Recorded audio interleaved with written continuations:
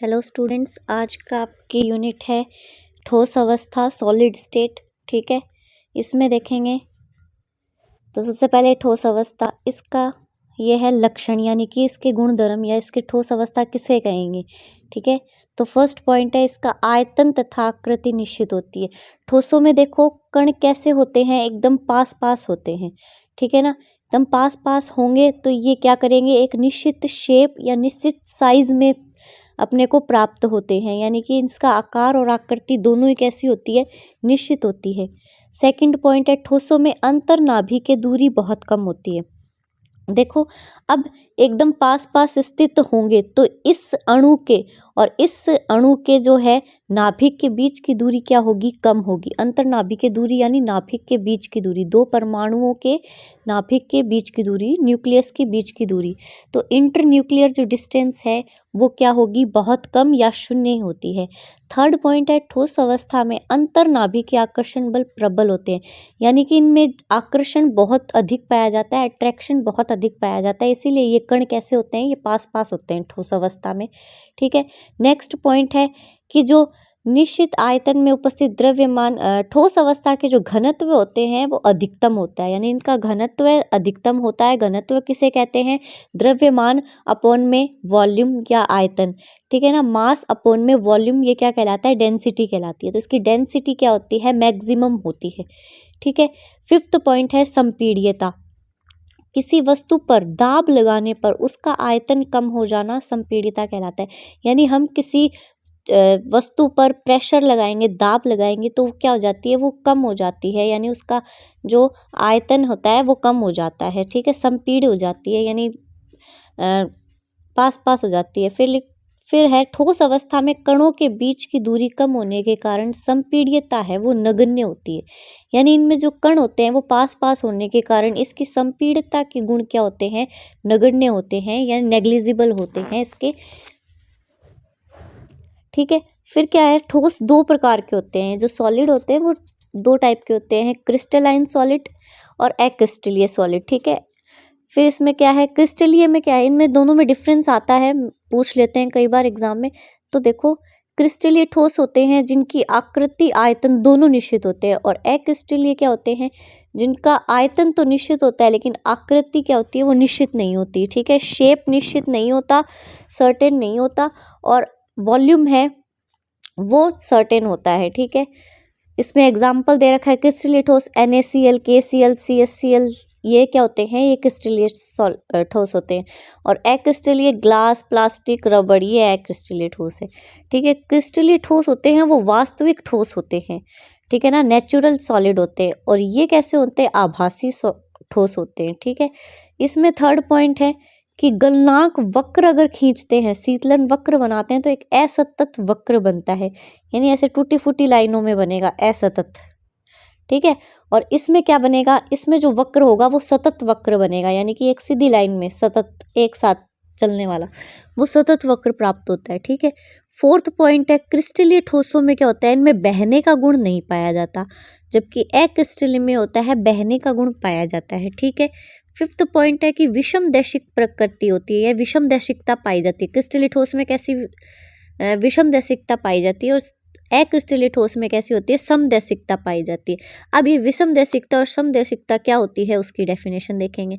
तो विषम दैशिकता में होते हैं क्रिस्टल ठोसों में एक निश्चित ज्यामितीय व्यवस्था के कारण उनकी संरचना में किसी एक बिंदु से दोनों दिशाओं पर चलने पर उसके विभिन्न गुण जैसे अपवर्तनांक, घनत्व, गलनांक आदि के मान प्राप्त होते हैं, इसलिए यह गुण विषम दैशिकता कहलाता है, तथा क्रिस्टलीय विषम दैशिक क्रिस्टल प्रकृति के होते हैं।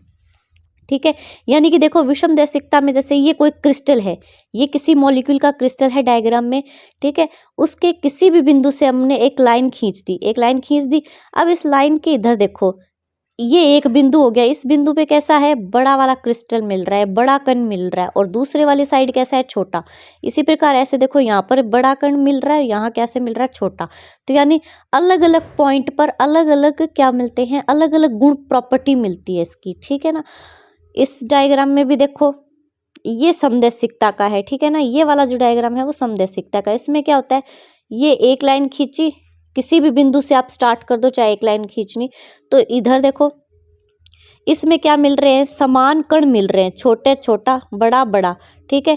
तो ये क्या हो जाएगा, समदैशिकता होगी। समदैशिकता में क्या डेफिनेशन है, अक्रिस्टलीय ठोसों में ये समदैशिकता किस में होती है, अक्रिस्टलीय में होती है। विषमदैशिकता किस में होती है, क्रिस्टलीय ठोसों में होती है। समदैशिकता में क्या है, अक्रिस्टलीय ठोसों में एक निश्चित ज्यामिति अवस्था नहीं होने के कारण किसी एक बिंदु से विभिन्न दिशाओं पर चलने पर विभिन्न गुण समान प्राप्त होते हैं। देखो समदैशिकता में क्या होंगे, समान गुण प्राप्त होंगे, और विषमदैशिकता में कैसे होंगे, ये एक अलग अलग प्रकार के गुण पाए जाएंगे, ठीक है। अब इसमें देखो आगे, ये ठोसों का वर्गीकरण और ठोस कंप्लीट हो गए, सॉलिड कंप्लीट हो गए, ठीक है। अब आता है इकाई कोष्ठिका, यूनिट सेल जिसको बोलते हैं, ठीक है ना, यूनिट सेल। इसमें क्या होता है, ये क्रिस्टल जालक का वह छोटे से छोटा भाग है जिसकी बार बार पुनरावृत्ति होने से पूरे क्रिस्टल का निर्माण होता है। यानी इकाई कोष्ठिका क्या होती है, एक किसी भी क्रिस्टल का एक छोटा पार्ट, छोटी यूनिट, उसको कहते हैं यूनिट सेल, ठीक है ना। जैसे आप घर बनाते हैं तो उसके लिए ईंटों से मिलकर घर बनाते हैं, यानी कई सारे ईंट मिलकर एक घर का निर्माण करेंगे। उसी प्रकार क्या होता है, ये कई सारी यूनिट सेल या कई सारी इकाई कोष्ठिका मिलकर एक क्रिस्टल जालक का निर्माण करती हैं, ठीक है। इकाई कोष्ठिका की बार बार पुनरावृत्ति से होने वाली त्रिविमीय ज्यामिति क्या कहलाती है, क्रिस्टल जालक कहलाती है। यानी इकाई कोष्ठिका की बार बार पुनरावृत्ति, यानी बार बार काफी सारे यूनिट सेल्स मिलकर एक क्रिस्टल जालक का फॉर्मेशन करते हैं, ठीक है। फिर क्या होती है, इकाई कोष्ठिका जो होती है वो 4 प्रकार की होती है, ठीक है। इकाई कोष्ठिका कैसे होती है, 4 प्रकार की होती है। उससे पहले देखो सिंपल सरल घनीय इकाई कोष्ठिका, यानी कि ये एक घन माना है, ठीक है ना, एक घन माना है। इसके क्या होंगे, कोणों पर फलक पर, ये देखो ये तो कोने होते हैं और ये फलक होते हैं, ये जो सामने वाले ये सब क्या होते हैं कि फलक होते हैं, ठीक है। और किनारे अलग होते हैं, काय केंद्र, यानी कि एक केंद्र में एक बिंदु होगा, ठीक है। तो इसमें देखो कि अगर कोने पर कण प्रेजेंट है किसी जालक में, किसी अणु का क्रिस्टल जालक अगर बनाए हम लोग, क्रिस्टल लैटिस बनाए, ठीक है ना, लैटिस बनाए, तो उसमें क्या होता है कि जो मॉलिक्यूल के जो कण हैं या पार्टिकल्स हैं वो प्रेजेंट होते हैं। अगर वो प्रेजेंट कोने पर है, ठीक है ना, कोने पर प्रेजेंट है, तो इस यानी 8 कोने होते हैं टोटल, ठीक है ना। एक घन में या एक क्रिस्टल जालक में कितने कोने होते हैं, 8 कोने होते हैं, जिसमें योगदान, अगर कंट्रीब्यूशन की बात करें तो वो 8 मॉलिक्यूल है या 8 पार्टिकल है, वो कितना कंट्रीब्यूट करेंगे किसी एक घन में, तो 1/8 का कंट्रीब्यूशन होगा उनका। उसी प्रकार फलक की बात करें तो 6 फलक होते हैं, 6 फलक, प्रत्येक एक फलक का कंट्रीब्यूशन कितना होगा, 1/2 कंट्रीब्यूशन होगा। किनारे कितने होते हैं, 12 होते हैं, तो प्रत्येक एक किनारे का, ठीक है ना, कंट्रीब्यूशन कितना होगा, 1/4 होगा। वैसे उसी प्रकार काय केंद्र, यानी केंद्र कितने होते हैं, केंद्र एक ही होता है, किसी भी जालक का केंद्र बिंदु क्या होता है, सेंटर पॉइंट जो होता है वो एक ही होता है, तो उसका कंट्रीब्यूशन कितना होगा, 1 का ही कंट्रीब्यूशन होगा, ठीक है। उसमें देखो आगे देखो, सरल घनीय एकक कोष्ठिका, यानी इकाई कोष्ठिका जो यूनिट सेल होती है वो 4 प्रकार की होती है। तो फर्स्ट तो था सिंपल, ठीक है ना, सिंपल क्यूबिक यूनिट सेल। तो इसमें क्या होगा, इसमें केवल, इसकी डेफिनेशन की बात करें तो इसमें क्या होगा, केवल अवयवी कण केवल कोणों पर ही स्थित होंगे, जो यानी क्रिस्टल के पार्टिकल्स हैं वो कहाँ प्रेजेंट होंगे, सिर्फ और सिर्फ कोने पर।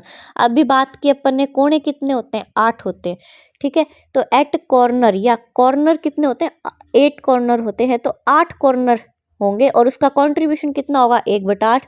तो 8 × 1/8 बराबर कितना हो गया, 1, ठीक है। तो इसके z मतलब प्रति कोष्ठिका इकाई क्षेत्र, तो इसकी वैल्यू कितनी आ गई, 1 आ गई। अब बीसीसी की बात करें, z की वैल्यू निकालें, बीसीसी की बात करें, बीसीसी यानी बॉडी सेंटर्ड यूनिट सेल, ठीक है, काय केंद्रित घनीय इकाई कोष्ठिका। इसमें क्या होंगे, जो पार्टिकल्स होंगे, जो कण होंगे, वो कहाँ होंगे, कोनों के साथ साथ बॉडी सेंटर, यानी सेंटर नाम में ही पता चल गया, बॉडी सेंटर, तो यानी कोनों के साथ साथ एक कण कहाँ प्रेजेंट होगा, केंद्र में प्रेजेंट होगा। तो इसकी z की वैल्यू निकालें तो क्या होगा, सबसे पहले तो कॉर्नर की बात करें तो कॉर्नर 8 होंगे, 8 इंटू में 1/8, तो कितनी वैल्यू आ गई 1।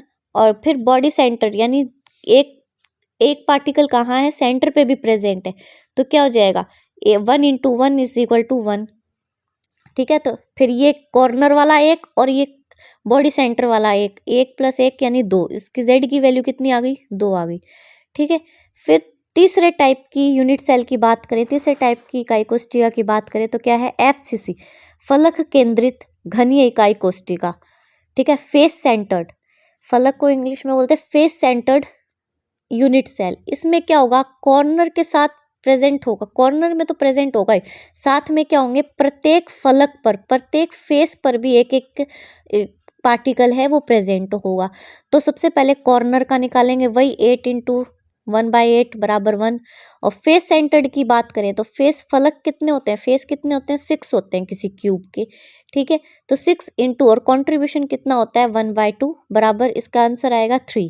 ठीक है, तो अब क्या होगा, ये कॉर्नर वाला एक और साथ में ये फेस वाले 3, तो 1 + 3 = 4। इसमें जेड की वैल्यू कितनी आ गई, 4।